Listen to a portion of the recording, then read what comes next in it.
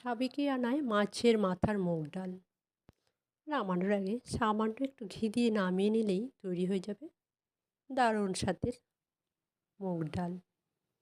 চলুন দেখে নিই একেবারে সহজ রেসিপি, এটা আমার মায়ের রেসিপি। সর্ষের তেলে মাছের মাথাটা ভালো করে ভেজে নিতে হবে।